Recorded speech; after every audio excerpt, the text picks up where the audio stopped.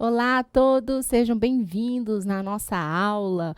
Hoje nós vamos falar sobre revelia, gente. Pois bem, antes da gente adentrar o assunto da revelia, vamos lembrar que o autor, ele ingressa com a petição inicial, alegando, portanto, aqueles fatos e demonstrando para o juiz, o direito que ele tem em razão daqueles fatos que ele alegou. E, por sua vez, dando a mesma oportunidade de falar os fatos, o juiz abre vista para que o réu, portanto, traga a sua versão dos fatos. Então, é isso que a gente estudou agora há pouco, quando a gente foi falar sobre a defesa do réu. Pois bem, gente, a questão importante é o que é a revelia, então. A revelia é o caso em que o réu ele é citado e não responde, ou seja, o réu ele é citado e não apresenta a sua contestação, ou apresenta a contestação, porém fora do prazo. Então, será o caso, portanto, de uma contestação intempestiva, certo? Então, eu posso dizer que a revelia é justamente a inércia do réu citado de apresentar a contestação. Uma questão muito importante também é diferenciar a revelia da contumácia. A revelia, como eu acabei de dizer para vocês, é a inércia do réu de apresentar a contestação ou apresentar uma contestação que seja feita, portanto, fora do prazo. Ou em casos também, a gente pode dizer que a revelia também pode ser em casos em que o réu apresenta a contestação, mas não bate nos pontos específicos dos fatos da petição inicial. Bom, e a contumácia? A contumácia é a inércia de qualquer das partes de responder um determinado ato processual. Então, a contumácia pode ocorrer tanto do lado do autor, como também do lado do réu, ok? Eu também posso dizer que a revelia é o que? Uma espécie de contumácia, realizada pelo réu, ok? Específica do réu, dizendo assim. Mas revelia não se confunde com contumácia. Ótimo. Dito isso, é importante a gente dizer o seguinte, que essa inércia do réu de responder à demanda judicial, ela ocasiona efeitos. Então, na lei processual, existem dois efeitos importantes da revelia. Quais são esses dois efeitos? O primeiro efeito é a presunção de veracidade dos fatos e o segundo efeito é a desnecessidade de intimação do réu. Vamos agora analisar questões sobre a presunção de veracidade, que embora o réu tenha sido citado e não apresentou a contestação, ou apresentou a contestação fora do prazo, ou apresentou a contestação não batendo nos pontos específicos dos fatos da petição inicial, e vai existir casos em que vai ser excluída a presunção de veracidade.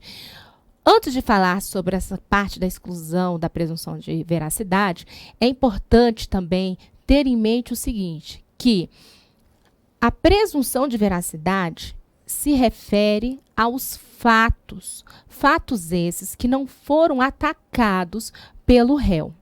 Então, de maneira alguma, o juiz ele já vai tornar como verdadeiro, até mesmo direito analisado, naquele caso específico da petição inicial, e dali por diante entender que é verdadeiro.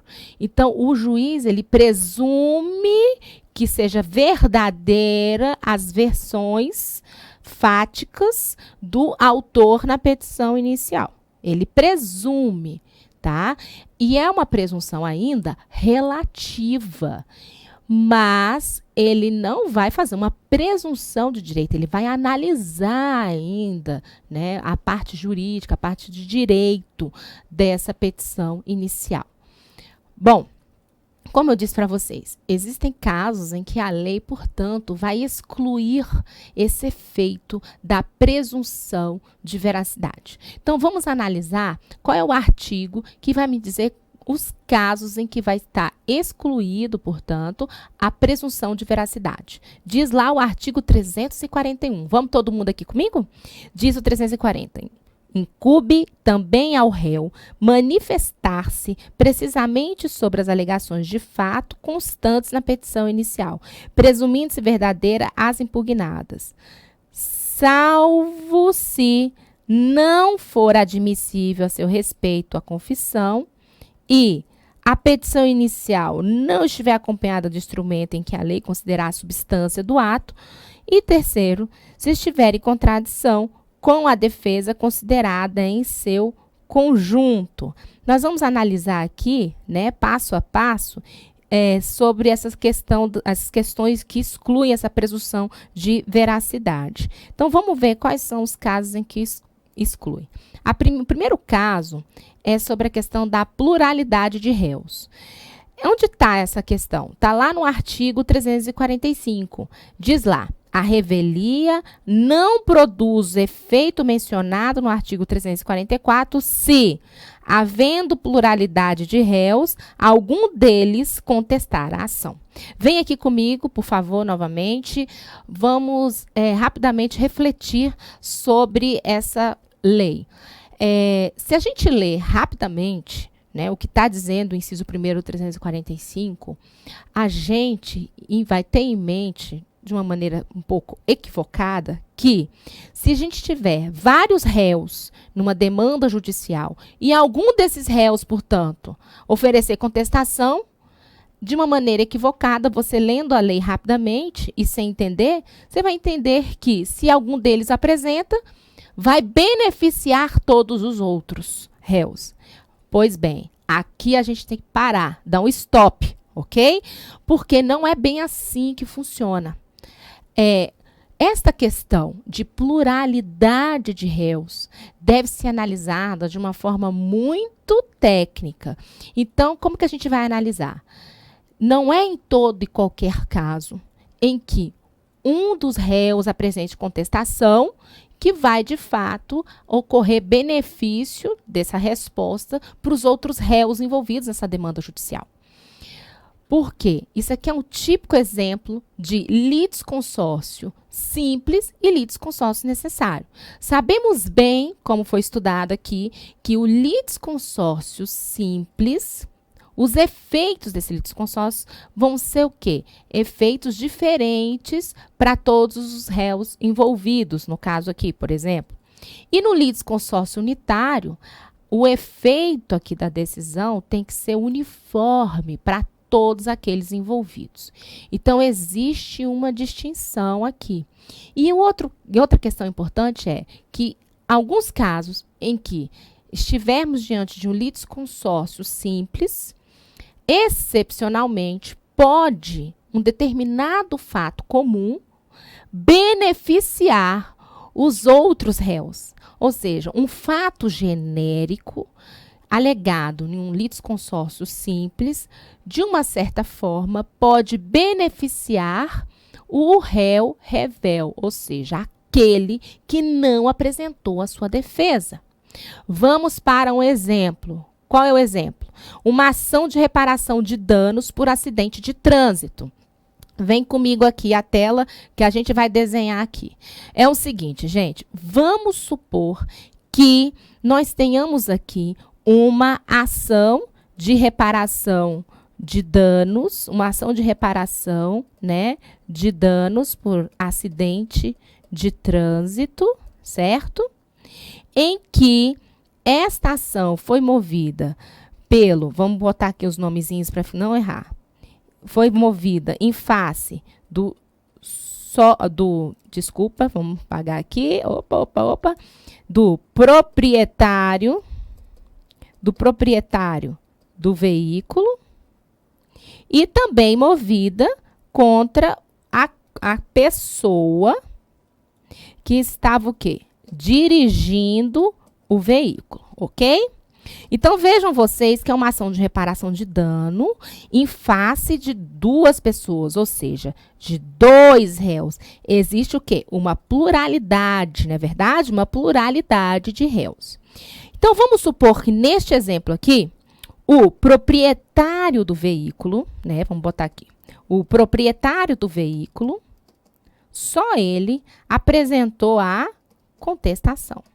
E na contestação, o proprietário do veículo disse o seguinte na contestação, de que não existe dano ou culpa, certo? Que não existe dano ou culpa da pessoa que estava dirigindo o veículo, certo?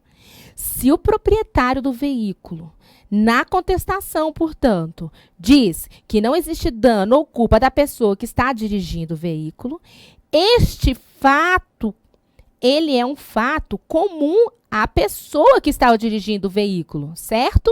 Então, se é um fato comum e a pessoa que estava dirigindo o veículo não apresentou contestação, se tornou rével nesse caso, a contestação do proprietário do veículo, alegando, portanto, esse caso do dano, que não existe dano ou culpa da pessoa que estava dirigindo o veículo, vai, portanto, aproveitar para o rével, ou seja, para a pessoa que estava dirigindo o veículo, certo?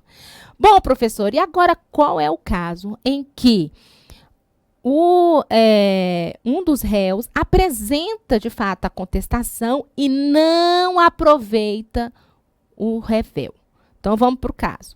O proprietário do veículo, portanto, vamos supor que ele apresenta a contestação e, no teor da contestação, ele só diz que ele não é a pessoa responsável, né, da direção do veículo, que ele, portanto, não é a pessoa, né, embora ter condição de proprietário, ele não é a pessoa, portanto, né, culpada e responsável, né? Então, aqui, vamos supor que na contestação, portanto, ele diga o seguinte, que ele, na sua condição, né? Vamos botar aqui, ele na sua condição de proprietário, né? Vamos pensar assim, ele na sua condição de proprietário, né? Ele não estava dirigindo o carro. Não estava dirigindo o carro. Então, se ele só diz isso na contestação, esse fato aqui não é um fato comum com a pessoa que está dirigindo o carro.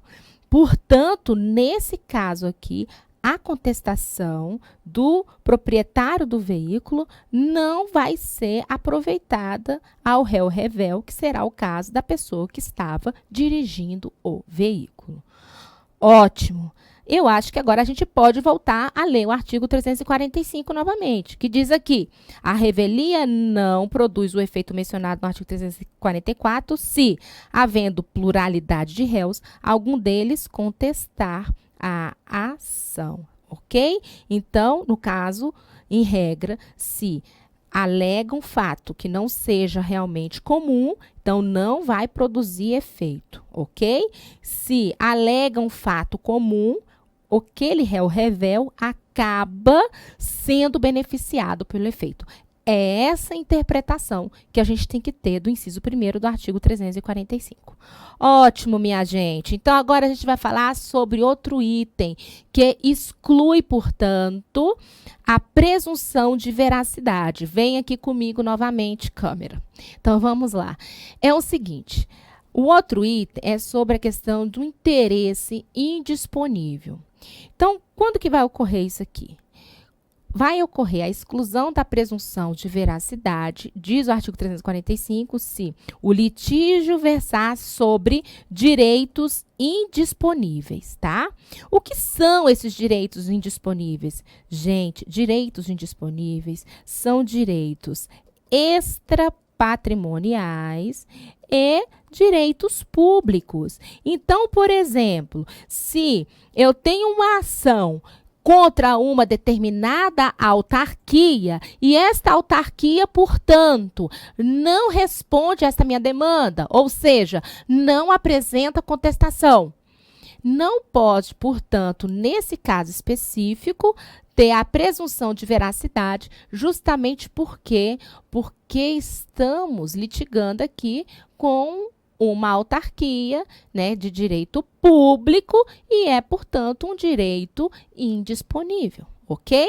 E os direitos disponíveis? Direitos disponíveis são os direitos patrimoniais e direitos privados. Então, sobre os direitos disponíveis e direitos privados, aí sim nós vamos ter os efeitos da revelia na questão da presunção de veracidade. Ótimo. Outro item importante sobre a exclusão da presunção de veracidade é no que se refere ao instrumento disponível à prova dos atos. Diz o artigo 345, vamos lá comigo. Diz lá o inciso 3º, que a petição inicial, né, se a petição inicial não estiver acompanhada de instrumento em que a lei considere indispensável a prova do ato. E aqui a gente faz uma comunicação com o direito civil, ok? A comunicação é o seguinte: nessa petição inicial, né, necessariamente, em determinados casos, nós vamos estar diante do que a lei material nos diz que deve ter especificamente uma determinada prova. Diz lá no direito civil, por exemplo, a questão de uma compra e venda de um imóvel. Se você só tem um contrato de compra e venda desse imóvel, não vai adiantar você só ter esse contrato e anexar numa petição inicial. Por quê? Porque a lei diz o seguinte: para a substância do ato, essa petição inicial, ela tem que estar com o quê? Numa compra e venda de imóvel, eu preciso do quê?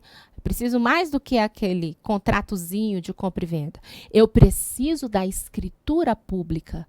Então, a escritura pública, portanto, é o ato que vai provar, portanto, meus fatos, né, alegados na petição inicial. Então, se na petição inicial eu não tiver, por exemplo, uma escritura pública que é da própria substância do ato, não vai, portanto, ocorrer a presunção de veracidade. É isso que o artigo 345, inciso 3º, está querendo nos dizer. Bom, vamos agora para um outro item. O outro item é sobre a alegação de fato inverossímil ou em contradição com a prova constante nos autos. E aqui é muito importante também a gente analisar, que diz o 345, as alegações do fato formuladas pelo autor forem inverossímeis ou estiverem em contradição com a prova constante nos autos. O que significa dizer isso daí, gente? Se o juiz, ele recebe a petição inicial e os fatos, portanto, vem câmera para mim, então, os fatos, portanto, né, não estiverem de acordo com as provas que estão nos autos do processo, nesse caso aqui, o juiz não pode dar uma presunção de veracidade daqueles fatos trazidos pelo autor. Justamente porque, se as provas tá tendo uma contradição com os fatos que foi trazido, né, trazidos pelo autor, então, nesse caso aqui, não poderá ter uma presunção de veracidade. Então, a própria letra da lei já nos faz essa interpretação tranquila, de maneira muito expressa. Bom, agora tem uma questão específica aqui, que é a questão de que alguns entes, eles não têm um ônus da impugnação especificada. O que seria esse ônus da impugnação especificada? O que eu falei inicialmente para vocês? Que a revelia é a inércia daquele réu citado, a inércia de apresentar uma contestação, certo? Que, embora citado, ele não apresentou contestação, ou que apresentou uma contestação fora do prazo legal, ou ainda que apresentou uma contestação em que não foi batido os pontos específicos da petição inicial, ou seja, que não houve uma impugnação especificada dos fatos. Então, quer dizer que, embora se a pessoa é réu numa situação dessa, ela vai ter que pegar a petição inicial e vai precisar impugnar os fatos do autor. É isso, professora? Sim, é isso, gente. Isso daí é a chamada impugnação específica dos fatos. Porque se não impugna, presume-se, portanto, que os fatos trazidos pelo autor, esses fatos, portanto, presume-se verdadeiros. No entanto, alguns entes, eles não estão, portanto, obrigados a especificar, né, essa impugnação, ou seja, não estão obrigados a impugnar especificamente esses fatos. São alguns entes em que a lei vai dizer que, em razão da dificuldade de contato deles com o réu, não tem como eles especificarem ali, né, impugnar especificamente, vamos dizer assim, os fatos daquela petição inicial. Então, quem são esses entes? Vamos lá, artigo 341, todo mundo comigo. Diz o 341, parágrafo único, que o ônus da impugnação especificada dos fatos não se aplica ao defensor público, ao advogado dativo e ao curador especial. Então, vou dar um exemplo para vocês aqui. A questão do curador especial. A questão do curador especial, muitas vezes, né, na verdade, ele é nomeado quando o réu, ele é o quê? Revel. Então, houve uma citação ficta ali. Então, houve uma citação ficta e ele foi chamado para fazer a defesa daquele revel. Então, vocês há de convir comigo que esse curador especial, ele não tem um contato direto com o réu. Então, existe uma dificuldade, sim, dele conhecer os fatos. Então, em razão disso, a lei processual, portanto, prevê essa possibilidade de que deles impugnarem, né, de uma forma que a gente fala que é uma negativa geral, né, dos fatos da petição inicial. Então, ele não precisa, portanto, fazer uma impugnação específica dos fatos da petição inicial. E nem ele, o curador especial, nem o defensor público e nem mesmo o advogado dativo. Somente esses previstos no artigo 341. Bom, vamos agora falar do outro efeito, ou seja, o segundo e último efeito que produz a revelia. O segundo e último efeito é que a revelia, ela vai produzir o efeito da desnecessidade de intimação do revel. Quando se diz que a revelia produz o efeito da desnecessidade de intimação do revel, significa dizer que vão ocorrer as intimações normalmente e o revel, portanto, poderá, inclusive, aparecer em qualquer momento do processo, certo? E vai estar correndo a intimação contra ele também. É isso que está querendo dizer. Especificamente, isso está previsto no artigo 346. Vamos todo mundo ler comigo o 346. Diz lá: os prazos contra o revel que não tenha patrono nos autos fluirão da data da publicação do ato decisório no órgão oficial. Antes da gente ler o parágrafo único, vamos rapidinho ver aqui. Então, vejam vocês, gente, que vamos supor que o réu foi citado e não apresentou a contestação. Não, portanto, aqui, né, a gente já conclui que não constituiu um advogado. Ele é revel, foi citado, revel, e não houve uma constituição do advogado. Então, as publicações vão ocorrer normalmente em nome do advogado do autor e no nome do revel. Vai correndo também essas intimações. Pois bem, mas esse revel, ele pode aparecer no processo? Em regra, ele pode a qualquer momento aparecer no processo. Inclusive, ele pode aparecer a qualquer momento no processo e ainda trazer provas, certo? Só que desde que seja num momento oportuno para ser analisada essa prova. Veja o que diz aqui o parágrafo único e depois a gente vai ver o teor da súmula 231 do STF. Diz aqui o parágrafo único que o revel poderá intervir no processo em qualquer fase, recebendo-o no estado que se encontrar. E lá na súmula 231, a gente fecha aqui dizendo o seguinte, que o rével em processo civil, ele pode produzir provas desde que compareça em tempo oportuno, certo? Se for um momento, portanto, em que o rével ele ingressa nesse processo e é um momento oportuno dele apresentar as provas, ou seja, a gente está num processo ainda, numa fase instrutória, aí sim ele pode trazer essas provas para o juiz analisar. Agora, se esse processo já está mais adiante, ele ficaria, portanto, impedido de trazer provas, ok? Bom, outra questão importante é nos processos de execução. Os processos de execução, tem ou não tem a tal revelia, né? E aqui, o procedimento de execução, a gente já pôde analisar que é um procedimento diferente do procedimento comum, certo? Por quê, gente? Porque num processo de execução, né, a parte ela vai produzir embargos à execução. Lá no processo de conhecimento, a parte ré, ela vai apresentar uma contestação para impugnar os fatos lá da petição inicial do autor.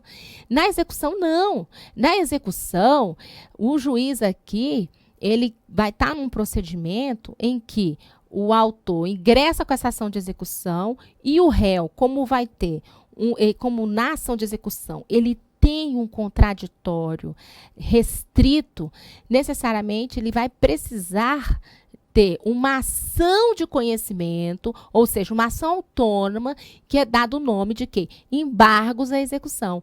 Porque lá nos embargos, o réu, portanto, vai poder fazer o quê? Vai poder produzir todas as provas admitidas em direito, vai ter, portanto, o contraditório pleno. Então, é necessário que ele produza essa prova no meio dessa ação dos embargos, que os embargos, portanto, não é uma mera defesa, mas sim uma ação autônoma de conhecimento. Por isso, minha gente, que não tem revelia nas ações de execução. Fica bem gravado isso aí com vocês, ok? E o outro caso é revelia em tutela cautelar antecedente, tá? Revelia em tutela cautelar antecedente. Vem aqui para mim novamente a tela, para a gente depois ler o artigo.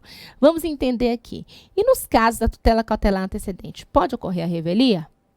Sim, pode ocorrer a revelia. Nesses casos específicos em que o réu ele deve, num prazo de 5 dias, responder esta demanda, se ele não responde dentro desse prazo dos 5 dias, vai entender que há sim revelia. É o que está previsto lá no artigo 307. Vamos lá comigo. Diz o 307.